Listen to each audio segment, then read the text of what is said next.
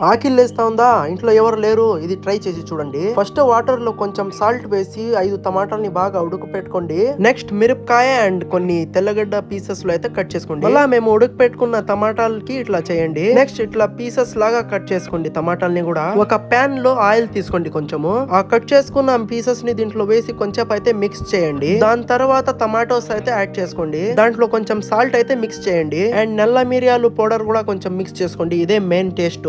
Mix చేసుకున్న తర్వాత 5 minutes అయితే వదిలేయండి. నెక్స్ట్ వచ్చి దాంట్లో 4 to 5 చీజ్ స్లైసెస్ అయితే వేయండి. చీజ్ స్లైసెస్ వేసుకున్న తర్వాత దాంట్లో ఎగ్ అయితే యాడ్ చేయండి. 4 to 5 ఎగ్స్. నేను వచ్చి 4 ఎగ్స్ అండ్ 5 స్లైసెస్ అయితే వేసుకున్నా చీజ్. మళ్ళా దాని మీద వచ్చి నల్ల మిరియాల పౌడర్ అయితే వేస్తున్నా. మెయిన్ వచ్చి ఇదే టేస్ట్ వచ్చేది. లో ఫ్లేమ్ లో వచ్చి 10 to 15 మినిట్స్ అయితే వదిలేయండి. మళ్ళా కొంచెం కొత్తిమీర అయితే యాడ్ చేసుకోండి. నేను వచ్చి కొంచెం చిల్లీ ఫ్లేక్స్ అయితే వేసుకుంటున్నా. ఇది వచ్చి ఆప్షనల్, మీ దగ్గర ఉంటే వేయండి లేకపోతే వదిలేయండి. ఇది అయితే రెడీ అయిపోయింది. మీరు కూడా ఒకసారి ట్రై అయితే చేయండి.